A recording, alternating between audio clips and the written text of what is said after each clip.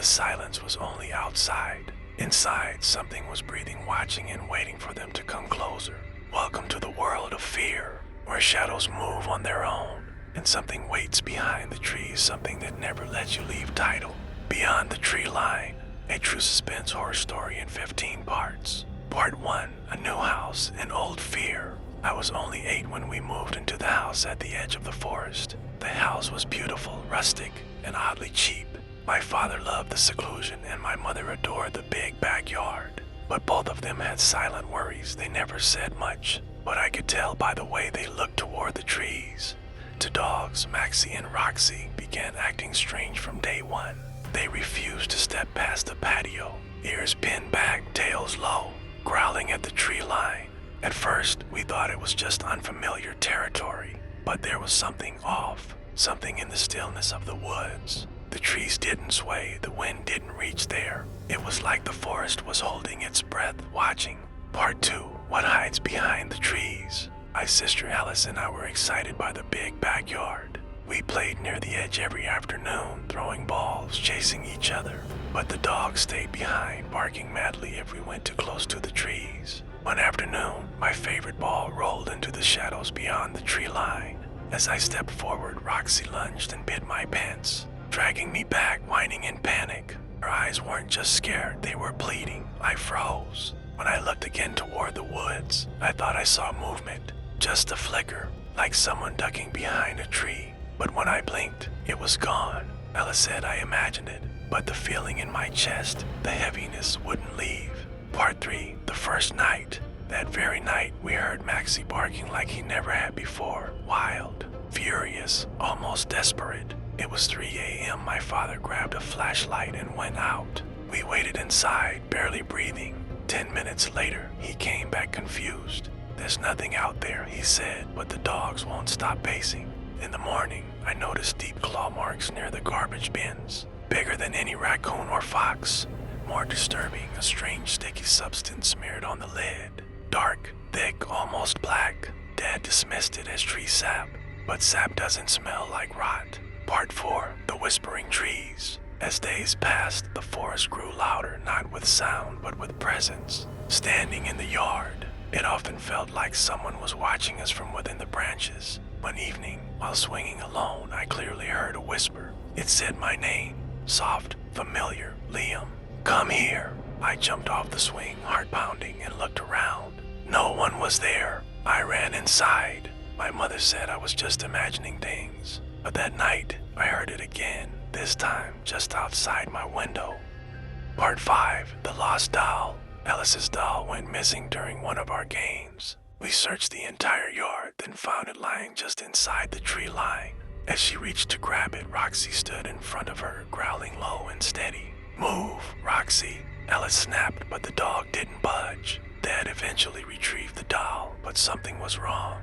One of its eyes was missing, and there was a reddish-brown smear across its dress. It wasn't mud. That night, Alice had nightmares. She said something was calling her from the woods. Part 6, the door in the basement. One day, while exploring the basement, I noticed a strange wooden door behind some old boxes. We'd never seen it before. Dad pried it open and inside was a small room, empty, except for a photograph on the wall. It was a black and white picture of a family standing in front of our house. Same porch, same siding, but the faces looked oddly familiar.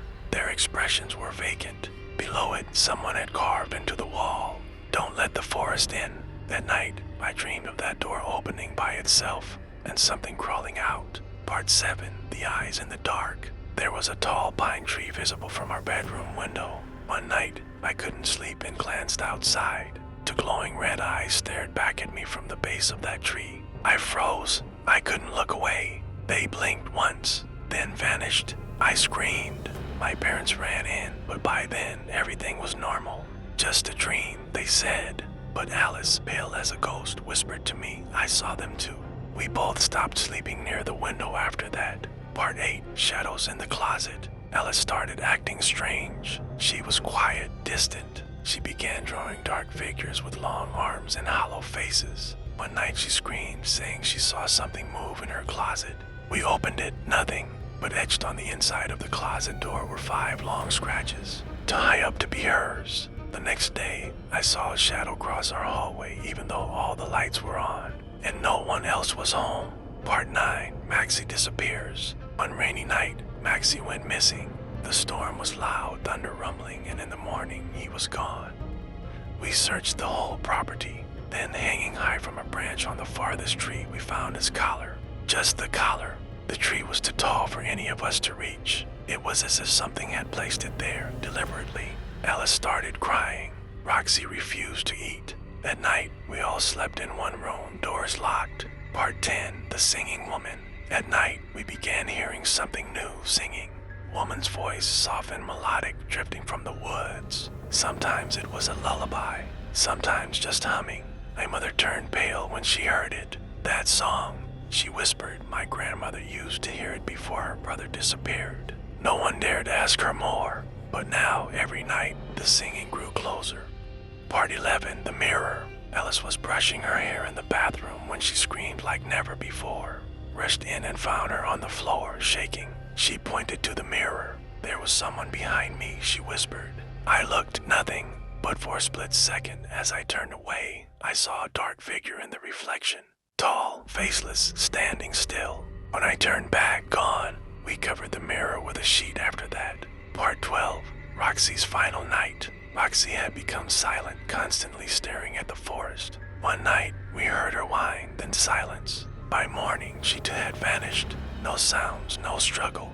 Just a long scratch on the door and her leash coiled neatly on the porch. Whatever was taking them, it was smart. That night, we didn't sleep. Every creak, every gust of wind felt like a whisper. Something was circling the house. We could feel it. Part 13, The Open Doors. Doors in the house began to open by themselves, slowly, with a faint creaking that made our hearts pound. One night, I awoke to find my bedroom door wide open and someone standing in the hallway. A tall, dark shape.